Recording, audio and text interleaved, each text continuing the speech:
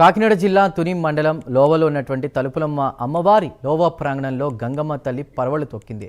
కొత్త జలపాతం ఏదైనా పుట్టిందని ఆశ్చర్యం కలిగేలా ప్రవహించింది. భారీ వర్షానికి తలుపులమ్మ అమ్మవారి లోవ ప్రధాన ఆలయ ప్రాంగణం నీటితో నిండిపోయింది. ఆలయ సిబ్బందితో పాటు పలువురు భక్తులు ఈ దృశ్యాన్ని చూసి పరవశించిపోయారు.